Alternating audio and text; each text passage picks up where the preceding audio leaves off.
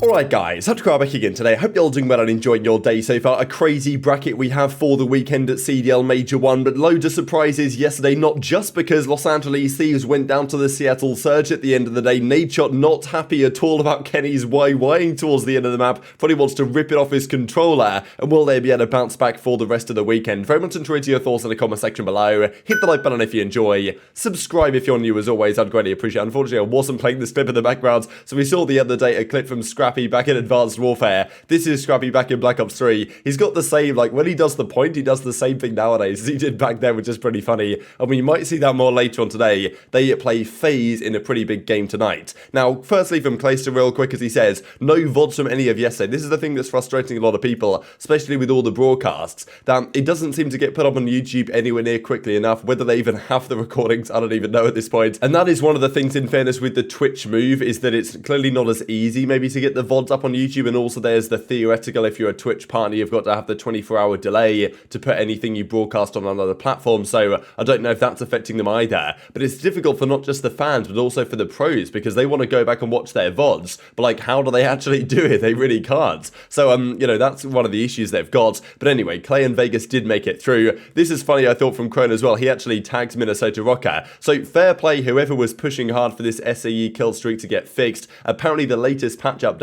has fixed the exploit, well, potential exploit, but just mainly issue with the SAE kill streak in the CDL rule set, where, you know, basically you can call it out and sometimes it will get stuck or whatever exactly they've done. So, you know, he tags the Minnesota Rokkr here, so apparently they've fixed that now. So it's about 2 weeks now after this issue initially occurred, but at least someone's talking to Infinity Ward and saying, hey, please fix this, it's got to get done, and they've actually done it, even though they're not playing on this new patch update for this weekend, and will only more than likely play on it for the new year. This also from Crim, as he says, just realised that a CDL partner is a thing, and I'm not a CDL partner. So, I don't know, like, the Crim obviously isn't best friends with the league, and the league isn't best friends with Crim6, so I don't know if they would have accepted his application anyway if he did apply. But he's got to know that you have to apply to be like a watch party host, right? And surely the CDL, it would be in their best interest to let Crim6 do it, but you know, clearly Crim wasn't aware that that was a thing, so hopefully they can figure that out going forwards, because, I mean, look, after Scump retires, that's the plan there. I'm sure to have Scump be able to do watch parties. The same thing should be true with many other, you know, of the legendary COD players, Karma, TP, Crim6 being one example. So, you know, hopefully they can sort something like that out. And also just to mention this, because I tweeted this out back in October when Daniel So was talking about a match restore tool that they were working on. Now, here we are at Major 1. Look, let's be honest, I didn't expect this to be hit of a Major 1, but we have had some crashes, some necessary replays.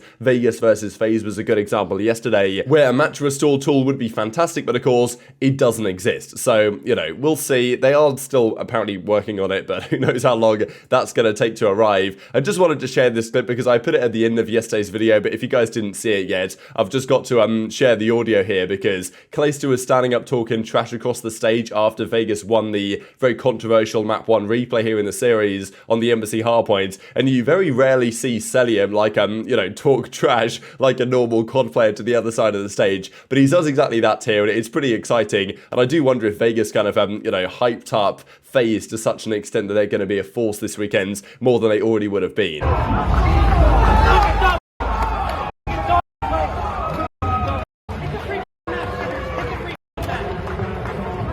And even some further reaction there from some of the FaZe guys, as Slasher says, actually laughable that ruling's never consistent. I had to win 4 maps in the series. Like, it's the first time I had to win 4 maps in the series to win, because they won the game 1, and then it was forced to replay. They lost it. They then won the next 3 maps regardless. But, I mean, yeah, kind of crazy stuff. He wasn't happy about it. Simp also wasn't happy about it as well. He says that was some absolute league cheese, but came up with the dub either way. So they would not have been happy if they'd have lost that series. They won regardless and move on in the tournament to play Toronto. But that's going to be a massive game later on today as well. But yeah, what do you guys think about this? Is there a better solution here than just to replay the game? FaZe were up like 40 points with only about 30 points left they needed to win the map. So, you know, what's the solution there? Is it always a full replay? That seems ridiculous. Like, surely the best way to do it, if you can't just restore the game, is to say, all right, we're going to play again from 0, but, you know, FaZe have a 40-point advantage. So if they get to 210, they win, which seems like surely the way to do it. Like, it's a much better workaround, I think, than playing from scratch, because that just annoys everyone. one. And even as Clay says, you know, I'm talking trash one way or another,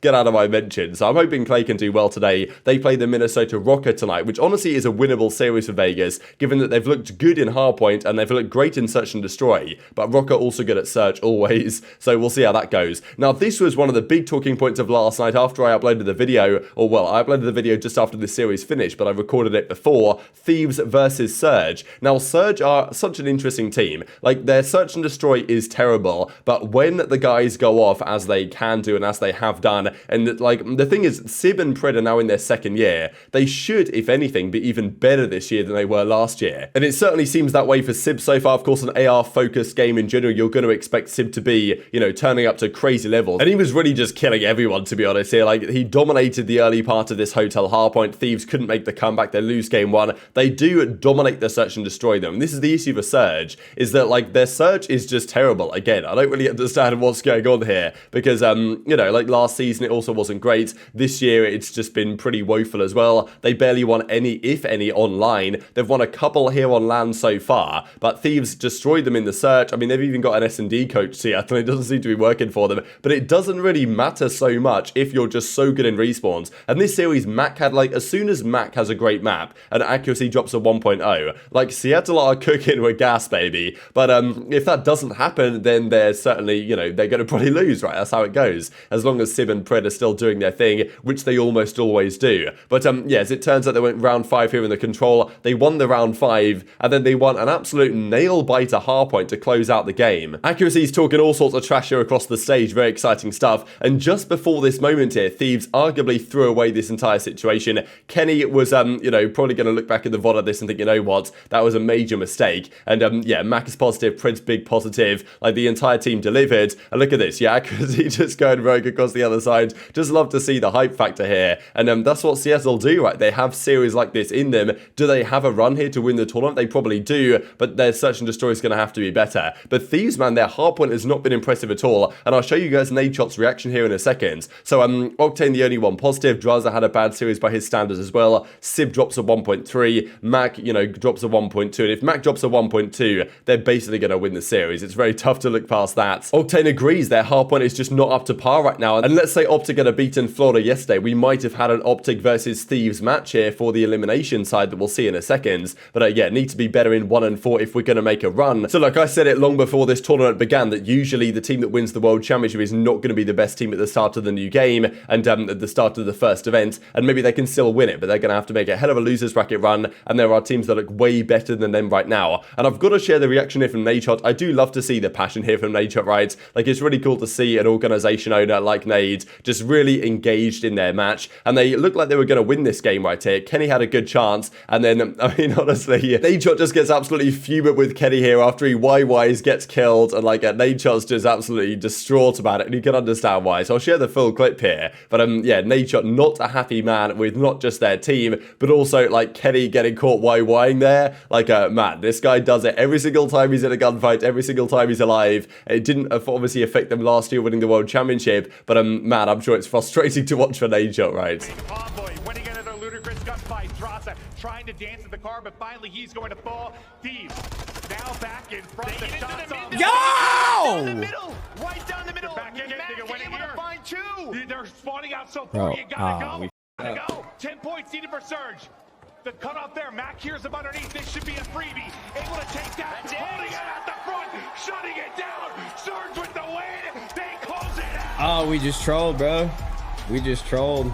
So what do you guys think about Los Angeles Thieves right now? They still sit here with a decent chance of getting to top 6 if they were to take down Florida tonight. But I believe if they beat Florida, they play the loser of FaZe and Toronto, which is obviously not going to be an easy series at all. And that's a banger for the loser goes top 6 at that point. So yeah, we'll certainly see how that one goes. But yeah, Thieves so far, they obviously should be okay. Drazah, I think, has looked really good. But maybe it's another case of them trying to improve it and level up over time as they did last season. And I know there's been quite a lot of comparisons between the Los Angeles Thieves situation and the OpTic situation from this year, because OpTic, of course, have started out very slow. Now, look, I don't think that comparison, obviously they went on to win champs last year, Thieves, so people are expecting maybe OpTic can do the same thing. I don't know if that comparison holds that much water, just because Thieves were not bad at the start of last season. They came, I think, top 4 at the kickoff. They beat OpTic there, kind of surprisingly. They were always, like, pretty decent on LAN. Like, their placings got better and better. They weren't terrible at the start of the year. Online, they weren't great, but they actually started out better online, I think, last year than people really remember. So, Thieves did show signs of doing well early on, and also that was their first year as a team, right? Thieves had only been together for a couple of months, right, when they actually rocked up to the kickoff and to Major 1 and they started their season, whereas OpTic have been together for way over a year at this point. So the whole idea that, oh, they're going to start out slow and regain and find their chemistry and find their groove, like, you know, I think that is probably true to an extent, but like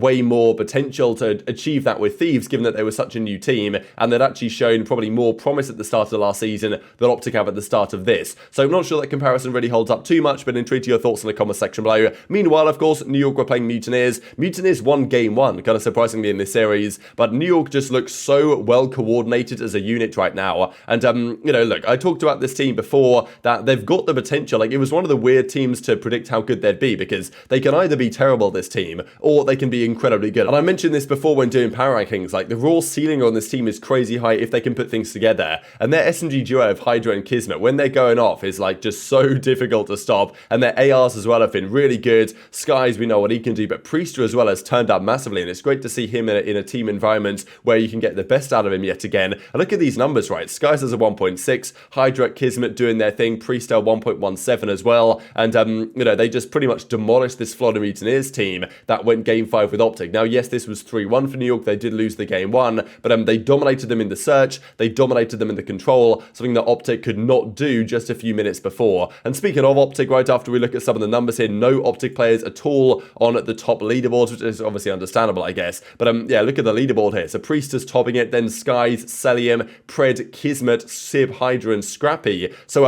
all the 4 New York players on the leaderboard. That is just absurd. And maybe it would be the same story for a couple of the other Toronto guys if they didn't have that rough first series up against the Spanish guys in Polydrome. But yeah, still kind of crazy stuff, right? We'll speak of OpTic here in a second. Just wanted to mention this was pretty funny. Doug dropped a donut on Ladder. They were kind of talking trash on him, but they won the series anyway. It was an absolute mess there in the Challenger side yesterday, because there were so many issues and dev errors and all this type of stuff going on. But you know, just great content happening once again. Just a quick word on OpTic here. A couple of reactions here. Firstly from Rambo Ray. That was not it. In this game, if you keep making left stick mistakes, it'll catch up real quick on you. Hard to regain through the holiday. So yeah, left stick mistakes basically meaning positioning and where you're moving to, and maybe not playing as a team so much rather than actually shooting straight. But yeah, obviously they're going to work hard over the winter break. And even like the only response we have from Scump so far is this from Maniac. And yeah, Scump just says, dude, because obviously, yeah, the Scump stash didn't work out for Scump, and probably it's going to get shaved off before we get to Major 2. Let's talk then about the way the bracket looks. So this is going into the Saturday. We've got 2 winners round 2 games, Surge versus Subliners. That's a really interesting game that one of these teams gets top 3. And then FaZe versus Ultra. Ultra, I would say, are favourites in that one. The loser, I think, drops down to this side of the bracket that will play potentially Thieves if they beat Florida. And then the other side of the losers bracket is Minnesota Rokkr versus the Vegas Legion. So this is the way it looks. There is one game on Bravo today. It starts earlier again at 1:30 Eastern. So Minnesota Vegas,